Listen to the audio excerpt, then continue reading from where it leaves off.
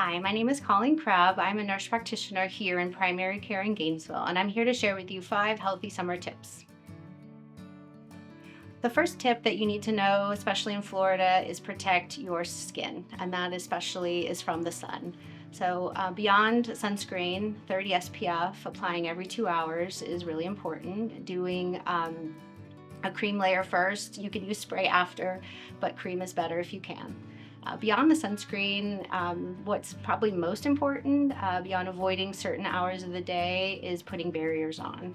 And that can be long, light layers like fishing shirts and especially a wide brim hat. So the second tip is similar because we're protecting ourselves from the heat, but more because we want to reduce the risk of heat-related illness. So recognizing those symptoms, the biggest thing is excessive sweating, clammy skin, palpitations, and dizziness. We can avoid that by making sure you're really well hydrated before you go out and wearing that big hat, like I was saying earlier, to protect yourself. When I was little, we would always, in the boat, have a cooler filled with ice water and rags and a spray bottle. Those types of things are really important, especially if you can't avoid being outside in the hours between 10 and 2. Maybe you work outside and aren't on vacation, and you really need to be able to protect yourself from the sun in those ways. The third tip, big surprise, is related to heat also. So when we're outside and we're celebrating with each other, foodborne illnesses are at an all-time high during the summer.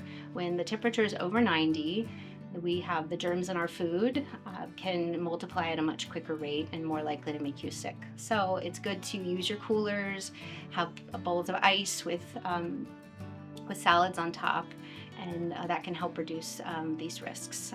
The other things that are good to do is just don't put mayonnaise in your salads if you're going to a picnic, and make choices like some prepared snacks and bowls of fruit that have less risk for foodborne illness.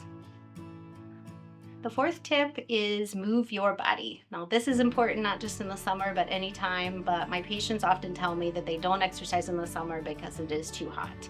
You can exercise inside, don't forget. You can do chair exercises, you can dance in the kitchen, you can do it in front of a fan in a nice, air-conditioned room.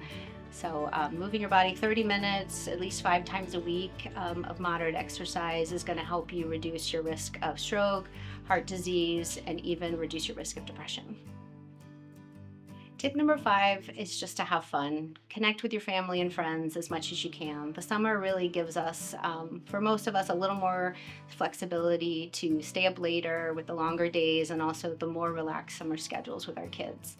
When we connect with each other, we're going to reduce the risk of loneliness. Loneliness is not something that's talked about a lot, but it really increases our stress responses, increases risk for cardiovascular disease and stroke, obesity, depression, and just get together with people as much as you can.